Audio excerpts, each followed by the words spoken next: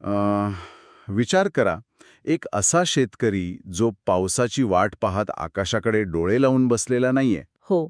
आणि जो रखरखत्या उन्हात किंवा चिखलात घामही गाळत नाहीये. अगदी बरोबर. तो एका बंदिस्त आणि अतिशय स्वच्छ अशा वातानुकूलित खोलीत काम करतोय, जिथलं तापमान अचूक 24 ते 28 अंश सेल्सिअसवर सेट केलेलं आहे. हम्म.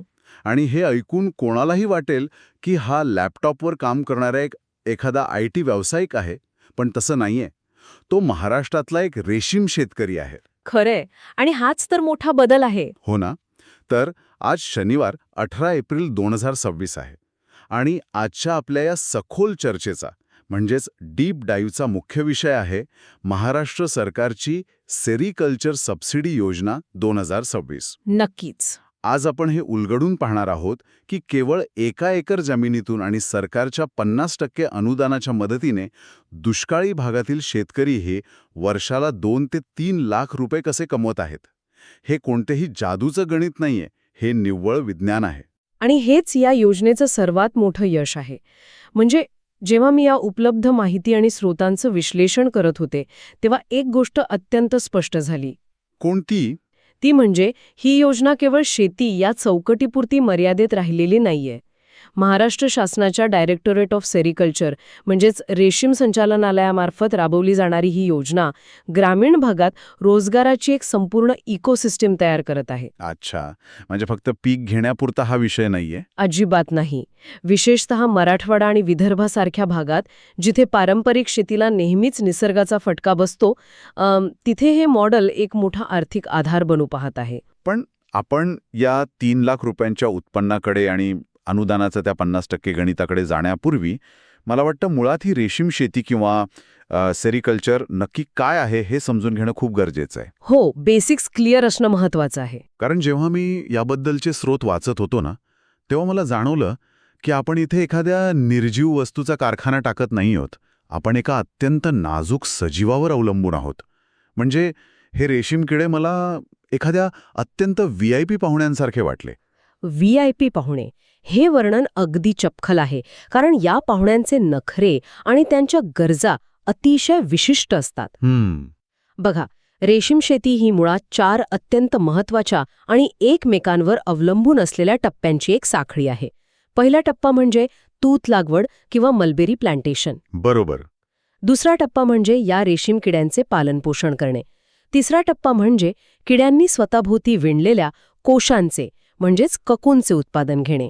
आणि अंतिम टप्पा म्हणजे त्या कोशांवर प्रक्रिया करून रेशमाचा धागा मिळवणे. आणि या साखळीतला जो पहिला दुवा आहे ना, तूत लागवड, तोच मला सगळ्यात रंजक वाटतो. कारण हे आपले जे VIP पाहुणे आहेत ते इतर कोणत्याही पानांना साधत तोंडही लावत नाहीत. बरोबर? हो, अजिबात नाही. त्यांना फक्त आणि फक्त तुतीची पानेच लागतात. पण ह्या एकाच वनस्पतीमध्ये असं काय विशेष आहे की हे किडे दुसरं काहीच खात नाहीत? म्हणजे त्यांना दुसरी पानं दिली तर काय होईल? यामागे पूर्णपणे जैविक कारण आहे. म्हणजे रेशीम किड्यांच्या पचनसंस्थेला फक्त तुतीच्या पानांमधील प्रथिने आणि कर्बोदकेच पचवण्याची सवय असते. अच्छा. तुतीच्या पानांमध्ये मोरिन नावाचं एक रसायन असतं जे या किड्यांना आकर्षित करते. आणि सर्वात महत्त्वाचं म्हणजे तुतीच्या पानांमध्ये असणारे विशिष्ट प्रकारचे अमिनो ॲसिड्स हे थेट त्या किड्यांच्या लाळेत परावर्तित होतात. अरे वा. हो, आणि त्याच लाळेपासून ते अत्यंत चिवट असा रेशमाचा धागा बनवतात. जर आपण त्यांना दुसरे काहीही खायला दिले तर ते एकतर उपाशी मरतील किंवा ते धागा तयारच करू शकणार नाहीत. बापरे. म्हणजे ते केवळ अन्न नाहीये, तर तो रेशीम तयार करण्याचा कच्चा मालच आहे थोडक्यात. अगदी नेमकं बोललात. पण मग इथे एक मोठा विरोधाभास मला दिसतोय. आपण म्हणतोय की या किड्यांना अतिशय थंड, नियंत्रित वातावरण लागतं. हां. पण दुसरीकडे आपण पाहतोय की महाराष्ट्रातील मराठवाडा आणि विदर्भ, जिथे उन्हाळ्यात तापमान 40-45 अंश सेल्सिअसच्या पुढे जाते, तिथेही शेती एवढी यशस्वी कशी काय होतेय? जर याला एवढं थंड वातावरण लागतं तर प्रत्येक शेतकरी हे का करत नाहीये? यात काही लपलेली अडचण आहे का? हा एक अतिशय उत्कृष्ट प्रश्न आहे. आणि इथे आपल्याला वनस्पतीचे विज्ञान आणि पायाभूत सुविधा म्हणजेच इन्फ्रास्ट्रक्चर या दोन्ही गोष्टींची सांगड घालावी लागेल. कसं काय? मराठवाडा आणि विदर्भाचे हवामान या शेतीसाठी अनुकूल असण्याचं मुख्य कारण म्हणजे तिथली कोरडी हवा. कोरडी हवा?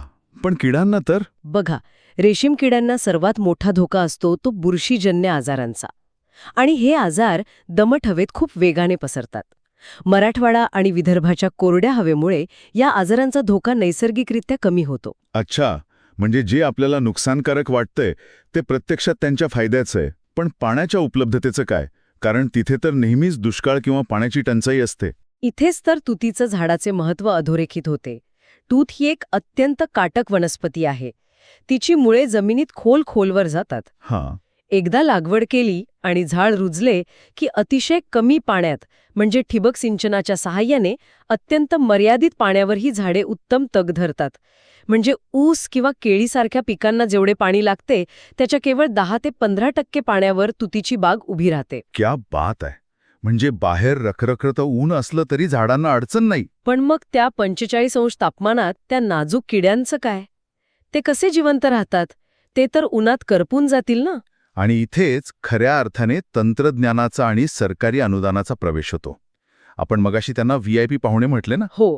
तर या पाहुण्यांना उघड्यावर किंवा पत्र्याच्या साध्या शेडखाली ठेवता येत नाही. त्यांच्यासाठी एक मायक्रो क्लायमेट किंवा सूक्ष्म हवामान तयार करावं लागतं. अच्छा, म्हणजे त्यांना AC रूमसारखी सोय लागते. होय. आणि हेच सूक्ष्म हवामान तयार करण्यासाठी लागणारा खर्च सामान्य शेतकऱ्याला परवडणारा नसतो.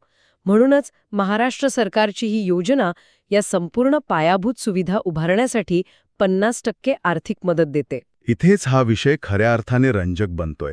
म्हणजे सरकार हे मान्य करतंय की फक्त झाडं लावून उपयोग नाही, तर त्या किड्यांसाठी एक 5 स्टार हॉटेलच उभं करावं लागेल. अगदी तसंच म्हणता येईल. आता या 50% अनुदानाच्या गणिताकडे जरा बारकाईने पाहूया. जेव्हा मी या योजनेचे तपशील पाहत होतो तेव्हा मला दिसले की हे अनुदान प्रामुख्याने 4 घटकांसाठी दिले जाते. बरोबर. पहिला आणि सर्वात मोठा घटक आहे तो म्हणजे शेड. आता तुम्ही म्हणालात की हे साधं शेड नाहीये, तर हे नक्की कसं असतं? हे शेड म्हणजे एक प्रकारची प्रयोगशाळाच असते. या शेडची रचना अतिशय वैज्ञानिक पद्धतीने केलेली असते.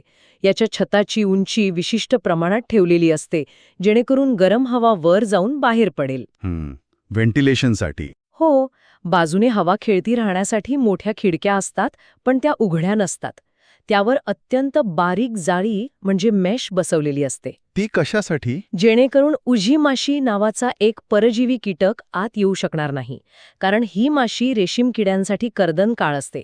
ती त्यांच्या शरीरावर अंडी घालते. बापरे. हो. आणि तापमान नियंत्रणासाठी आतमध्ये फॉगर्स किंवा एक्झॉस्ट फॅन्स लावण्याची सोय या शेडच्या डिझाईनमध्येच असते.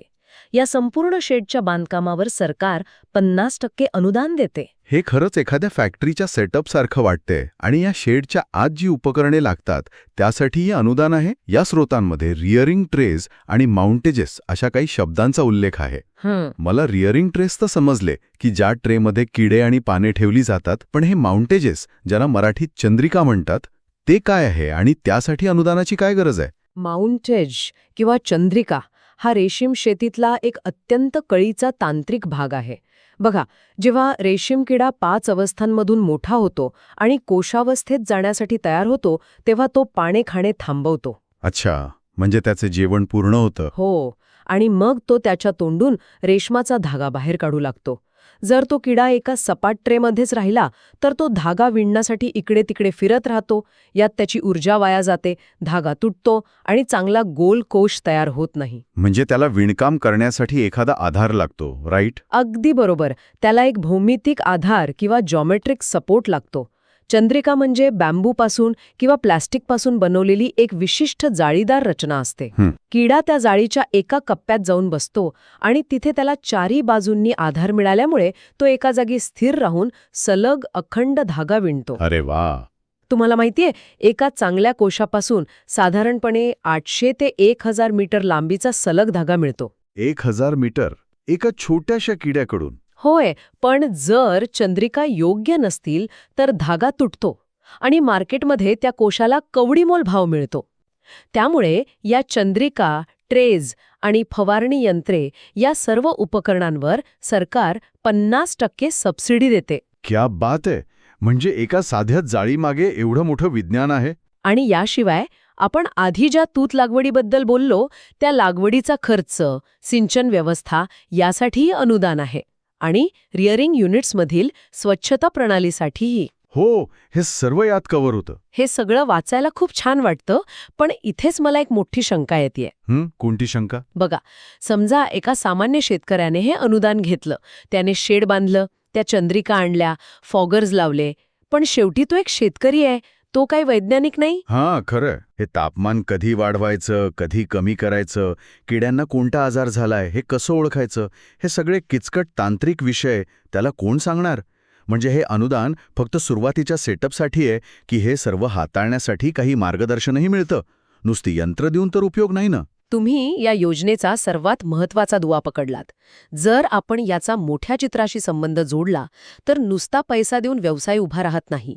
आणि म्हणूनच डायरेक्टोरेट ऑफ सेरिकल्चर केवळ आर्थिक मदत देऊन थांबत नाही, तर ते शेतकऱ्यांसाठी मोफत आणि सक्तीचे प्रशिक्षण आयोजित करते. अच्छा, म्हणजे ट्रेनिंग सक्तीचं आहे. हो, आणि हे प्रशिक्षण केवळ नावापुरते नसते.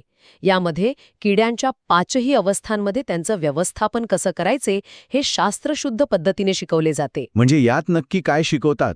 उदाहरणार्थ, रेशीम किड्यांना ग्रॅसरी किंवा फ्लॅचरी नावाचे भयानक आजार होऊ शकतात. जर एखाद्या किड्याला हा आजार झाला, तर तो इतक्या वेगाने पसरतो की एका रात्रीत हजारो किड्यांची संपूर्ण बॅच मरून जाऊ शकते. बापरे, एका रात्रीत? होय.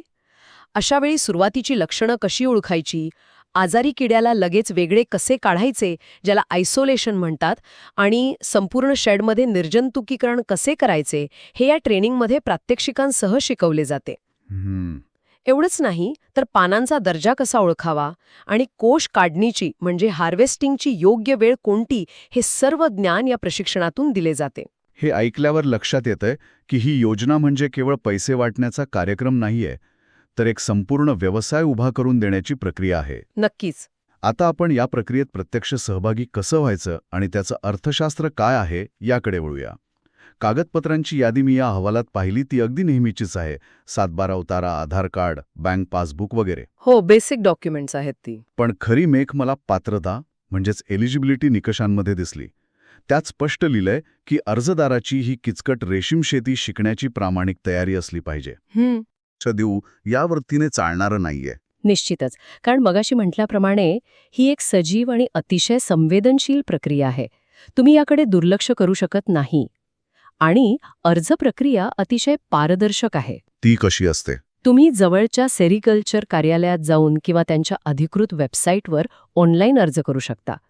अधिकाऱ्यांकडून जागेची आणि कागदपत्रांची तपासणी होते, व्हेरिफिकेशन होतं आणि मग अनुदान मंजूर केले जाते. ही प्रक्रिया सोपी आहे हे उत्तमच आहे. पण आता मला सर्वात जास्त भुरळ घातलेल्या मुद्द्यावर यायचं आहे आणि तो म्हणजे याचं अर्थशास्त्र. इकॉनॉमिक्स. हो. जेव्हा मी 1 एकरातून 2 ते 3 लाख रुपयांची आकडेवारी पाहिली, तेव्हा हे मॉडेल मला आजकालच्या OTT प्लॅटफॉर्म्सच्या रिकरिंग सबस्क्रिप्शन मॉडेलसारखं वाटलं. रिकरिंग सबस्क्रिप्शन हा एक अत्यंत वेगळा आणि आधुनिक दृष्टिकोन आहे. म्हणजे हे कसं काय? बघा, पारंपरिक शेतीत तुम्ही ऊस किंवा कापूस लावता. तुम्ही एकदा पीक लावता, 18 महिने किंवा वर्षभर त्याची निगा राखता. मग ते पीक मुळासकट किंवा जमिनीतून कापून काढता. बरोबर. पुढच्या उत्पन्नासाठी तुम्हाला पुन्हा जमीन नांगरून शून्यातून सुरुवात करावी लागते. पण इथे तसं नाहीये. इथे तुम्ही एकदा 1 एकरात तुतीची झाडं लावली की ती झाडं तुम्हाला वर्षानुवर्ष उत्पन्न देतात. आणि तेही वर्षभरातून एकदा नाही, तर दर 2-2.5 महिन्यांनी. हे त्या झाडाच्या सतत वाढणाऱ्या पानांसारखंच आहे ना. म्हणजे एकदा सबस्क्रिप्शन घेतलं की दर महिन्याला फायदा. अगदी अचूक विश्लेषण. आणि हाच या शेतीचा सर्वात मोठा आर्थिक फायदा आहे. तुम्ही जो सबस्क्रिप्शनचा मुद्दा मांडलात, तो तुतीच्या झाडाच्या पुनरुत्पादन म्हणजेच रिजनरेशन क्षमतेशी जोडलेला आहे. अच्छा, ते कसं? जेव्हा तुम्ही रेशीम किड्यांच्या एका बॅचसाठी तुतीची पाने तोडता किंवा फांद्यांची छाटणी करता, तेव्हा ती झाडं मरत नाहीत. उलट अत्यंत वेगाने नवीन पालवी फुटते. पुढच्या 45 ते 50 दिवसांत नवीन पाने खाण्यासाठी पुन्हा तयार असतात. अरे वा! म्हणजे वर्षभरात 5 ते 6 बॅचेस सहज निघतात. नक्कीच. एका एकरातील तुतीच्या बागेवर एका वेळी साधारणपणे 100 अंडीपुंजांची एक बॅच घेतली जाते. या एका बॅचमधून सरासरी 60 ते 70 किलो रेशीम कोश मिळतात. बाजारात या कोशांना सरासरी 400 ते 500 रुपये प्रति किलो असा भाव मिळतो. म्हणजे एका बॅचमधून शेतकरी सुमारे 30,000 ते 35,000 रुपये सहज कमवतो. ओके.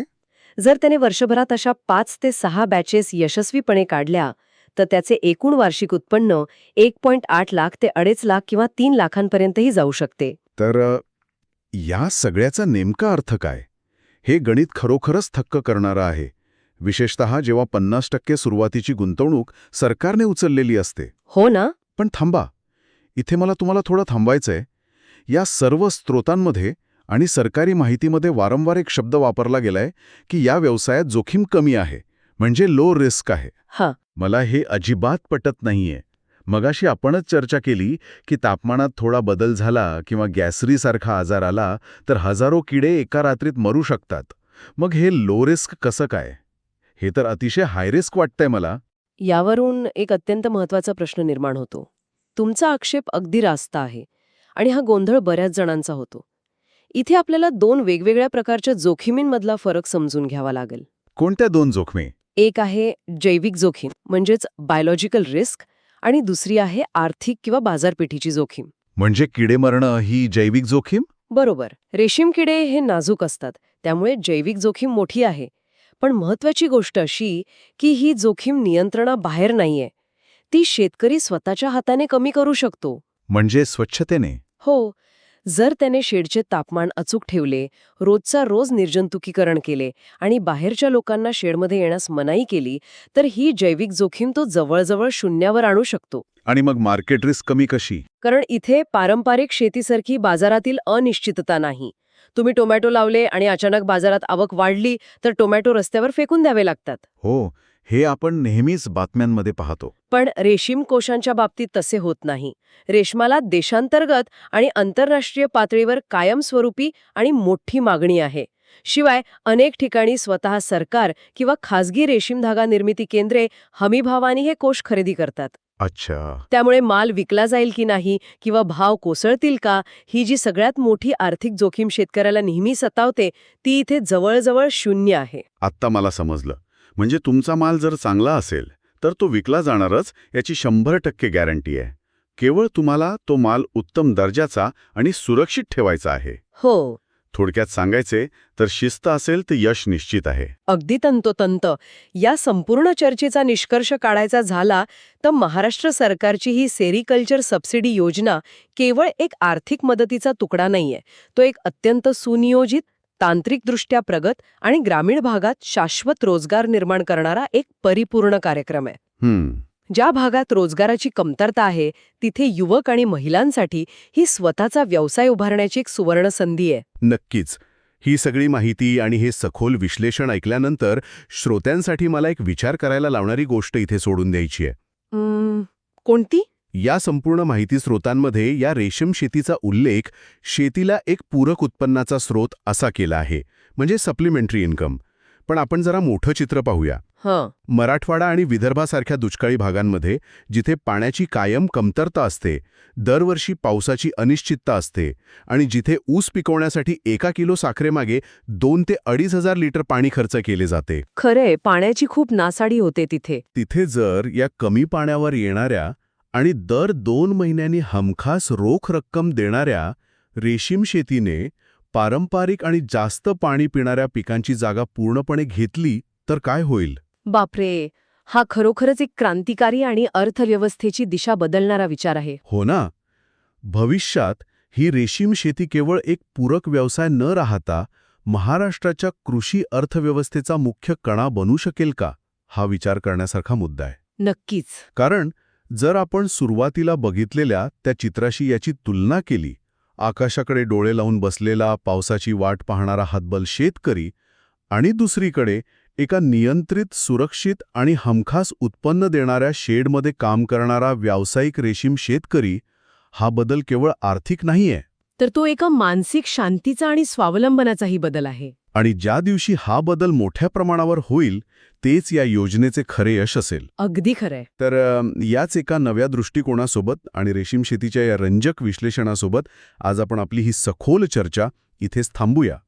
या योजनेबद्दल आणि रेशीम शेतीच्या विज्ञानाबद्दल आपण स्वतः अधिक माहिती शोधू शकता आणि विचार करा की हा बदल कृषी क्षेत्राला भविष्यात कुठे घेऊन जाऊ शकतो. तोपर्यंत ऐकत रहा, प्रश्न विचारत रहा आणि नवीन गोष्टी शिकत रहा.